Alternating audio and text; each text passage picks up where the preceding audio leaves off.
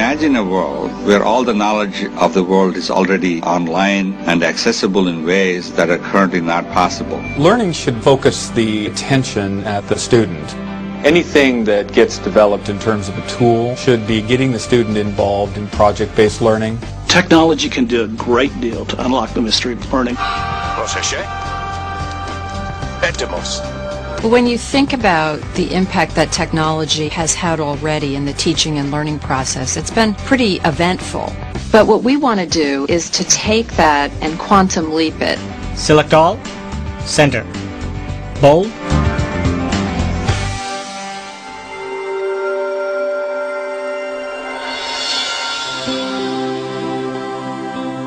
A businessman, a teacher, and an engineer are collaborating remotely on a video report documenting the influence of technology on learning. They reflect on their own history and uncover predictions from the past. They discover men and women whose visions inspired advances that propelled learning to a lifelong experience and the potential for those visions to carry on. I've got the vids you sent. I'll add them to what I've got. Let's get back with each other in half hour to go over the timeline. That'll work for me. Me too. In the last 20 years, we've been very good at creating computing technology that can manage documentation. We can cut and paste in very creative ways. But now we can build scenarios where we can get children to think critically about managing complex systems.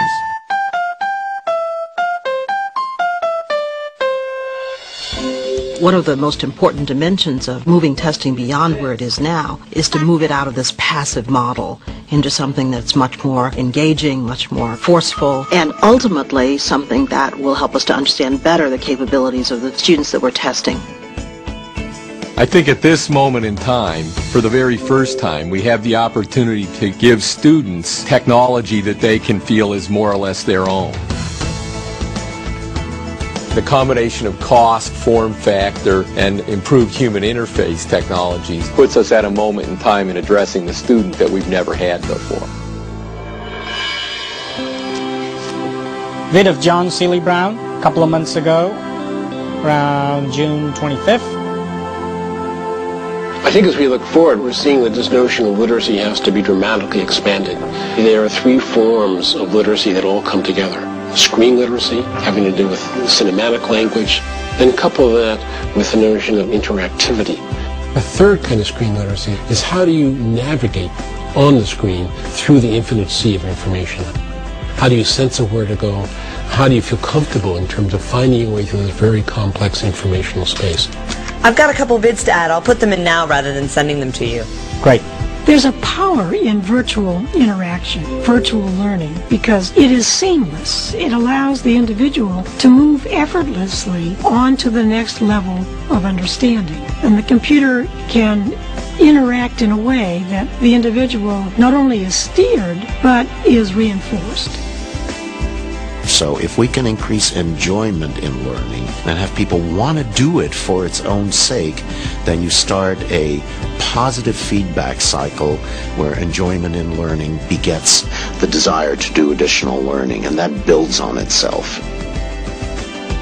Well, I think that the interesting challenge we have as we go forward is to figure out how the virtual world augments the physical world. Not replaces it, but augments it. It's a yin-yang between the physical and the virtual and the physical. If we can understand that yin-yang relationship, I think we'll understand how to build incredibly powerful learning environments in the future. Talent is the key and education is the foundation. On one hand, we need to train a number of talented people who will enter the international front lines, master key technology, and be top-level design experts. It's so much easier to get something done with more minds than just one, because somebody could say something and that will click.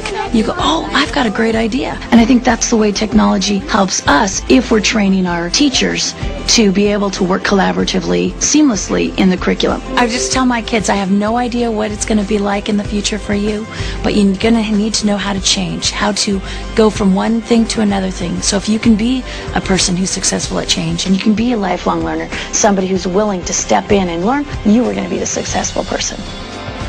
What we need to do in order to bring the enchantment of learning back to the student is work together with parents and policymakers and learning scientists and technology scientists and create an environment that is going to stimulate a new way of thinking about how we learn. That's going to be exciting.